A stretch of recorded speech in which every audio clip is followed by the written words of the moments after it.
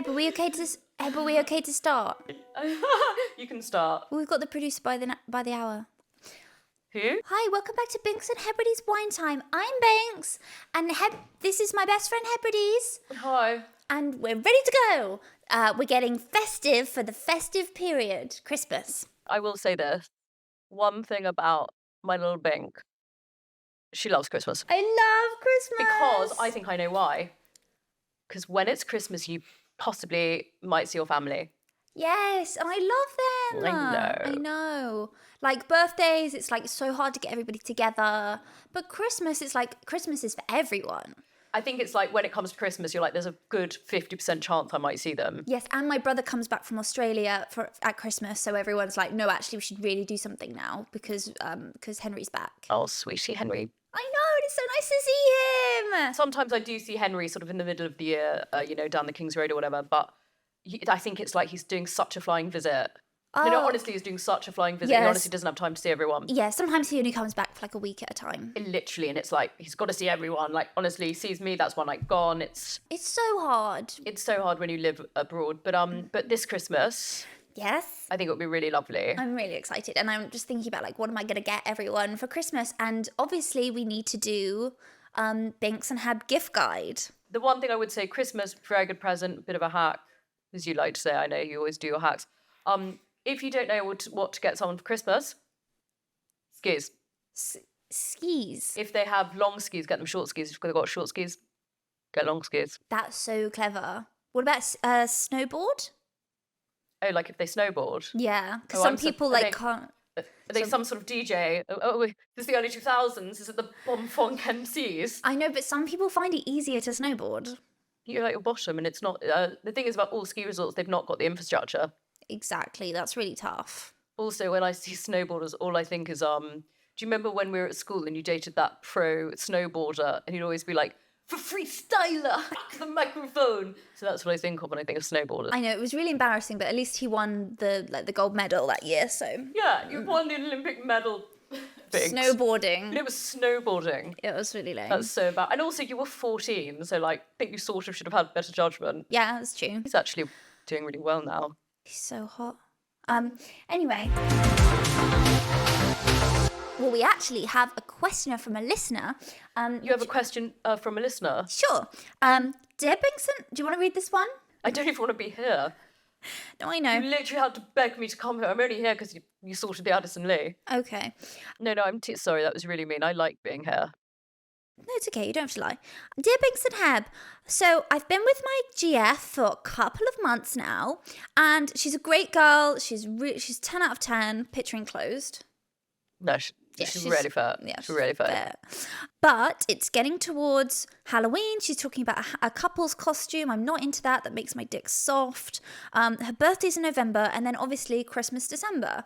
And I really can't be asked with all that. I'm so bad at presents. He's not good at doing presents. Some guys just aren't. So I was thinking about just, chucking it off for the festive period and then picking it back up again in Jan. Is that really naughty? What do we think? Okay, so my first thought is actually, even though it sounds quite naughty, so he's going to chuck the girl because Christmas presents all too much, birthday present, and then he'll pick her back up. That is a lot. It's a lot of pressure on him. Her birthday doesn't need to be in November. I move my birthday for my family every year. There you go. So actually, in a way, you could say she's actually being a little bit of a brat. Yeah. And girls it's all about material possessions. I do find this. Yeah, like if you want your boyfriend to not break up with you for Christmas just so they can, get you presents and things, are you really in it for the right reasons? Exactly. Basically, don't be so superficial. You shouldn't want stuff from your boyfriend. So it's got to be, I think also, not to be too sort of serious, but I think in a sort of societal sense, I think that often women are very materialistic. They're into like makeup. And things. Yeah, exactly. And love. So really, actually, look, it's a little naughty, yeah. I don't think it's sort of the best thing in the world, but yeah, fuck it off. Also, I have to say, when you pick it back up with her in January, she will be obsessed with you. It's that famous phrase, it's like, be mean and then won't expect a Christmas present. It's not, I think it's be mean, keep, yeah, it's that. Yeah. The point's the same. Rolly's been doing that to me for years and we're going so strong. It's been 6 years now. I remember he got me a present one year and was just like, Fine, I know you wanted this. Fine, have it. For God's and sake. he like threw it down on the table and was like, oh, you've been going on about it for like 6 months, and he threw it down. Such a nag. And then you became even more obsessed and in love with him. But it was just so special that he'd listen to me, he'd listen to what I wanted. It was really nice. I think my mother and I had both messaged Roly and said, if you don't get her a present this year, I think she might throw herself off something. But it worked. It worked. He could consider, you know, like I said, you don't have to break the bank. You don't have to go crazy. Do you know what I like? Yeah. You know what we were just saying about women can often be very materialistic. Oh, I want this, I want that. I think I don't like so much sort of things like a bottle of perfume because I think that's so shallow. But what I do like is a bloke that will sort of turn up at your house with just like a lovely, just like a bottle of Bolly. Yeah. Just like look really handsome in a suit, a bottle of Bolly. And then if, you know, after, you know, you've had sex, they sort of just like bring out a really beautiful like tennis bracelet. It's not really about the thing, it's more about the whole experience. And also, if it feels too much like I feel like I've got a gun to my head, I'm like being walked into Hermes, just book a holiday. Just book a holiday together. Know. Don't make it about the thing, make it more about the experience. Yeah. Yeah? Definitely. Yeah, so I would say, yeah, I think that's actually really, really helpful advice. So you're welcome. And also, do bear in mind that chucking her might not be good for you because it's cuffing season and people aren't going out to the club as much. So it is good to have a girlfriend nearby for like cuddles and Harry Potter. Hunker down because it's going to self-serve you. Oh, it's a good point. Girls are like cactuses. We don't need much, you know, just, you know, chuck on Harry Potter, give her a cozy blanket, say, you know, here's Colin the Caterpillar.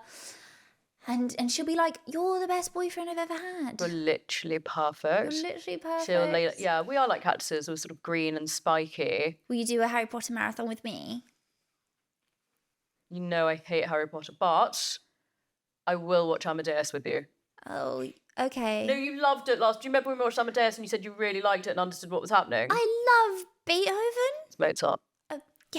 Yeah. Also, don't schlep about. Just go to Liberty and like do the rounds. Just you know. do everything Just in do 1 everything 2 in hour. one place. I've always loved Liberty. Can I say one issue I have with it? Yeah. So for me and my family, Liberty has always been our very sort of personal place. It's your thing. It's our thing. Yeah. So my father would always buy my mother a present to sort of apologise for the prior year. And I do find it quite discombobulating when I go into Liberty now. And there's all these people there. Especially at Christmas. Who are you? It's all these people. All these people in Liberty. And then, oh my goodness, I went to the Christmas floor. Yeah. And it was just all these people and all these children. I'm sorry, do they have any purchasing power? What will these children be buying? Do they have a loyalty card? No, because they don't buy anything because they're terrible spenders because they're so short they can't see anything. It's just sort of like it's lost the spirit of Liberty. When I was a child, it wasn't about other children. It was always about me and my family. You know? And now when I go there... It's all these families. It's all these families and these little children. I don't know you, you little bugger. Oh, and also it's so crowded because it's got that lovely architecture. You sort of have to squeeze past people. They're being loud and like going into the children's section and like wanting all the things. And it's like, no, that's for me to That's shop for for my me. nieces. Exactly. Honestly, I Yeah. think you should do the rebrand of Liberty because at the moment, I hate to say this, but it's just not my favourite place. I'm a bit cross about that. Yeah, it's just, you know, streamline.